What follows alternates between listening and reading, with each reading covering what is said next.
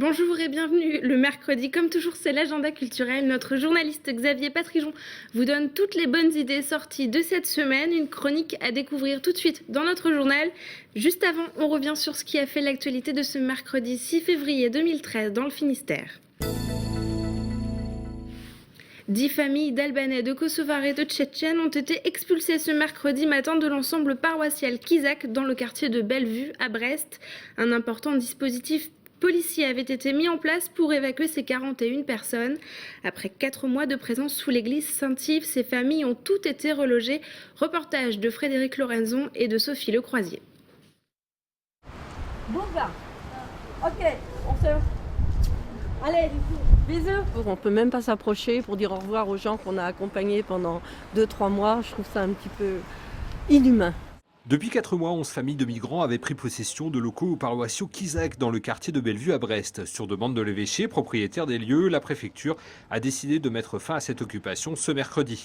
Une initiative admise par ce militant, soutien aux sans-papiers. Pour eux, c'est ça.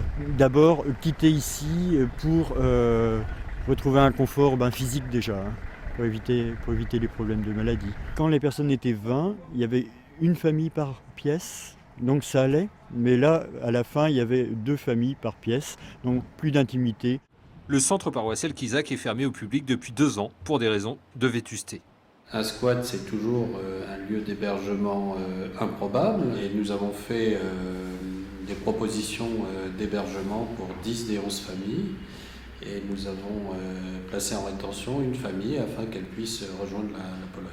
En laissant les migrants occuper les locaux pendant 4 mois, l'évêché a semble-t-il voulu faire œuvre de charité chrétienne. Quand on est arrivé là, l'église a voulu nous expulser très directement. On a dit non, l'église ne peut pas faire ça. Et là, ça s'est calmé un peu.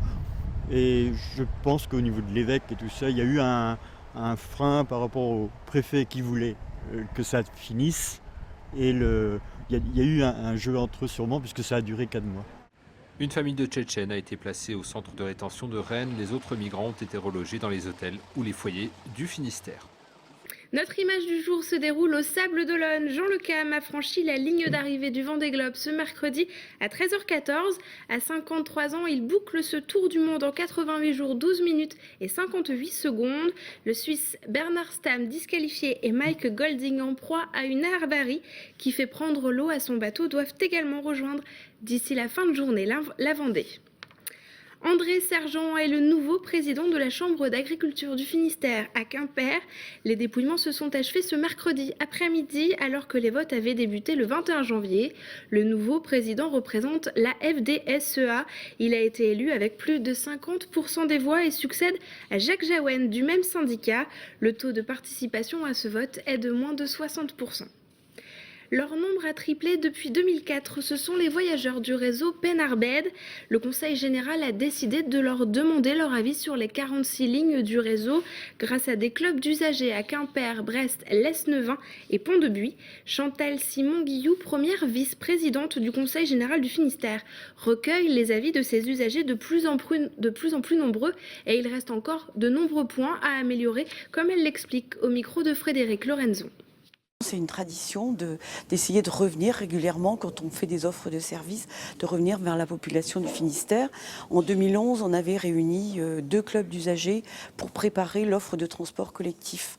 Je pense que les Finistériens ont aussi compris que il était quand même plus confortable et surtout plus économique d'utiliser le transport collectif. C'est vrai que cette année, depuis la mise en place de cette nouvelle offre, on a plus 22%. On est assez satisfait, mais on pense qu'il y a aussi des choses à améliorer. Sur un certain nombre de territoires, il va nous être demandé d'augmenter la fréquence de nos cars, peut-être aussi d'améliorer les arrêts, l'offre multimodale, parce que finalement, on peut prendre le car, puis covoiturer, puis, prendre son vélo, ou le train, ou le tram. Donc je pense qu'on aura sans doute des demandes d'amélioration de nos services. Selon un sondage du magazine Breton, 18% des habitants de la Bretagne sont pour l'indépendance de leur région.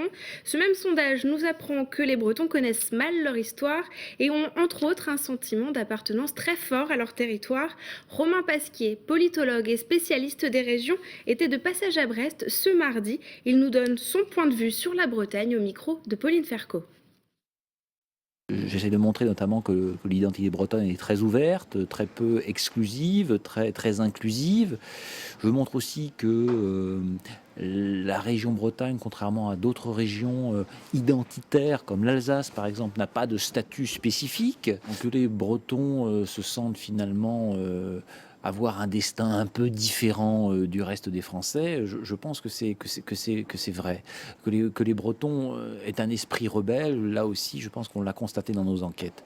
En revanche, je pense que cette manifestation d'indépendance, c'est cela, c'est-à-dire que c'est un pied de nez identitaire, un pied de nez culturel, pour dire on est différent, on est en Bretagne. De là à dire que 20% ou 18% de l'électorat serait à même de voter pour des partis indépendantistes, je pense que c'est pas sérieux sur le plan politique de penser cela. Donc c'est autre chose qui se joue. Je pense que c'est l'affirmation d'une identité culturelle plus que l'affirmation d'un vote politique. Et c'est le moment de découvrir les idées sorties avec Xavier Patrijon. Bonjour Xavier. Bonjour.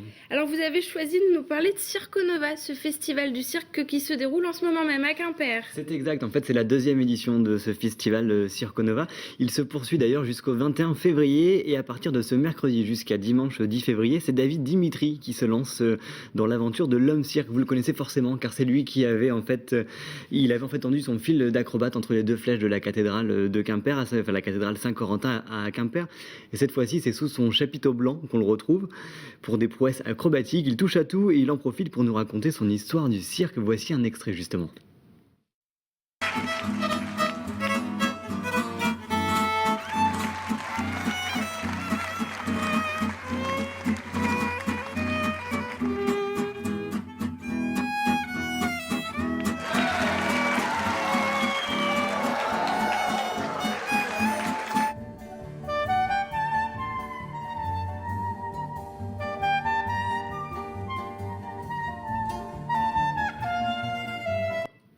Voilà, donc c'est donc à partir de ce mercredi 6 février, c'est jusqu'au dimanche 10 février, c'est 20 heures en semaine, et samedi il y a 2 représentations à 16h30 et à 20h, et le dimanche c'est à 14h30 et à 18h30.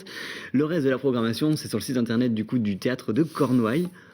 Et voilà. Vous avez choisi de nous parler encore de cirque avec le festival Chapiteaux d'hiver. De quoi s'agit-il ? C'est exact, en fait il y a des chapiteaux qui poussent un peu partout en ce moment et tout le mois de février c'est au relais Quéruon qu'on a installé un chapiteau, c'est au Moulin Blanc plus précisément, et ce vendredi 8 février on y retrouve d'ailleurs Mayon et Wen, elles sont accompagnées du DJ Blunt.